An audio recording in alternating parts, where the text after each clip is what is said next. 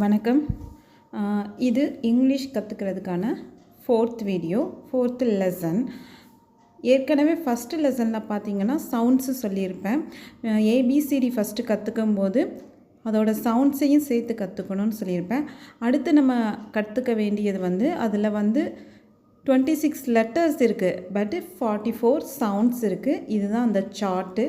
இந்த சவுண்ட்ஸை நம்ம மெயினாக கற்றுக்கணும். அந்த சிம்பிள்ஸோடு நம்ம கற்றுக்கும்போது நமக்கு டிக்ஷனரியை பார்க்கும்போதே ஒரு வேர்டை ஈஸியாக ப்ரனன்ஸ் பண்ண முடியும். ஏன்னா பக்கத்துலேயே இந்த சிம்பிள்ஸ் கொடுத்துருப்பாங்க, அதை எப்படி ப்ரனன்ஸ் பண்ணணும்னு.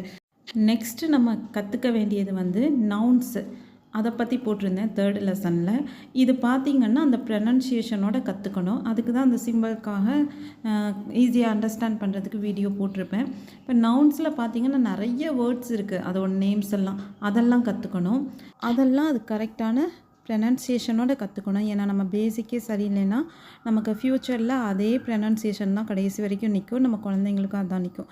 ஸோ இந்த ப்ரனன்சியேஷன் ப்ராக்டிஸ் பண்ணுறதுக்கு என்னோடய சேனலை வாட்ச் பண்ணுங்கள். லாஸ்ட்டு வீடியோவில் இந்த ஏர் சவுண்டுக்கான வேர்ட்ஸ் நிறையா கொடுத்துருந்தேன். இப்போ பார்த்திங்கன்னா இந்த ஈக்கான சவுண்டு எ.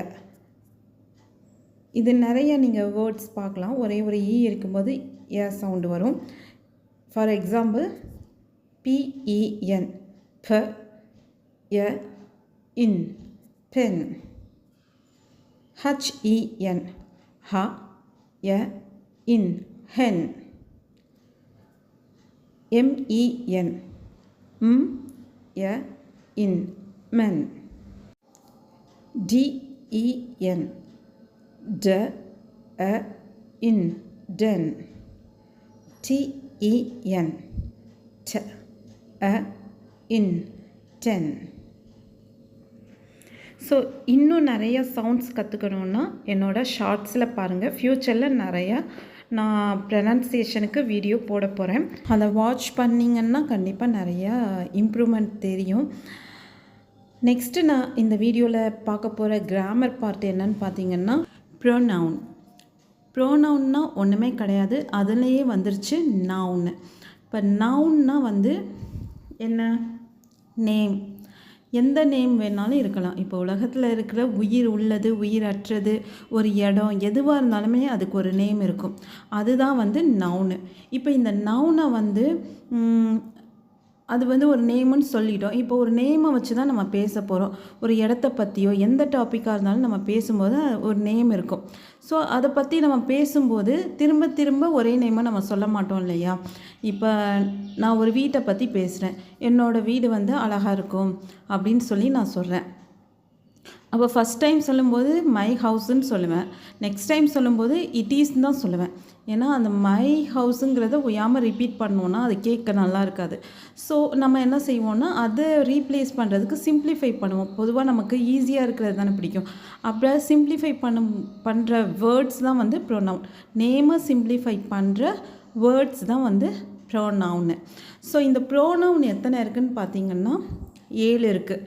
என்னென்னா I, you, we, he, she, it, they. இதில் இந்த ஐங்கிறது தெரியும், நம்மளை பற்றி சொல்கிறது. அதாவது நான் அப்படின்னு சொல்கிறதுக்கு பதிலாக ஐ யூஸ் பண்ணணும். Next you. யூனா நீ இல்லைன்னா நீங்கள், ப்ளூரலாகவும் இருக்கலாம், இல்லை ஒருத்தவங்களாகவும் இருக்கலாம். நம்ம தமிழில் அவங்களுக்கு சின்ன பிள்ளைங்கன்னா நீ சொல்லுவோம், பெரியவங்கன்னா நீங்கள்னு சொல்லுவோம். ஆனால் இங்கிலீஷில் ஒரே வேர்டு தான் யூ.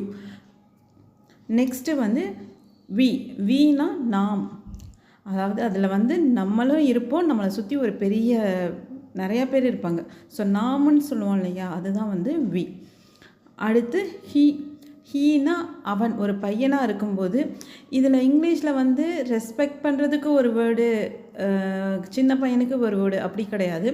அவங்க ஆப்போசிட் ஜெண்டர் பையனாக இருக்காங்க, மேலாக இருக்காங்க அப்படின்னா சின்ன பிள்ளையாக இருக்கட்டும் பெரியவங்களாக இருக்கட்டும் யாராக இருந்தாலும் ஹீ.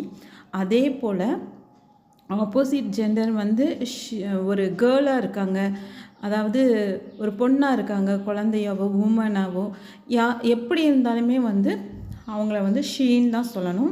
நெக்ஸ்ட்டு இட்டு. அந்த அனிமல்ஸ்லாம் இருக்கு இல்லையா, அது உயிரற்ற பொருட்கள் எல்லாத்துக்குமே நம்ம என்ன சொல்லுவோம்னா இட். நெக்ஸ்ட்டு வந்து தேங்கிறது வந்து அவர்கள், நம்மளை விட்டுட்டு மற்றவங்க நிறைய குரூப்பாக இருப்பாங்க இல்லையா, அவங்கள சொல்லும்போது அவர்கள்னு சொல்கிறதுக்கு இல்லை அவைகள்னு சொல்கிறதுக்கு தேன்னு சொல்லலாம். இவ்வளோ தாங்க ப்ரோனவுன்னு. இந்த ப்ரோனவுன் பார்த்திங்கன்னா ரொம்ப முக்கியம். ஏன்னா ஒரு நேமை வந்து திரும்ப ரிப்பீட் பண்ண வேண்டிய அவசியம் இருக்காது. இப்போ ஒரு கேர்ளை பற்றி நான் பேசுகிறேன், ஷீலா இஸ் ஸோ பியூட்டிஃபுல் அப்படின்னு சொல்லிடுறேன். சொல்லி முடிச்சுட்டு அடுத்து வந்து திரும்ப அவளை பற்றி பேசுகிறதுக்கு நம்ம ஷீலான்னு ஒவ்வொரு டைம் சொல்ல தேவையில்லை. என்ன போடணும்னா அவள் கேர்ளுங்கிறப்போ ஷீன்னு சொல்லிக்கலாம். அவங்க சின்னவங்களாகவும் இருக்கலாம், பெரியவங்களாகவும் இருக்கலாம். நம்ம ஷீன்னே போட்டுக்கலாம். ஓகே, இந்த வீடியோ பிடிச்சிருந்துச்சின்னா லைக் பண்ணுங்கள். என்னோடய சேனலுக்கு கண்டிப்பாக சப்போர்ட் பண்ணுங்கள். தேங்க்யூ.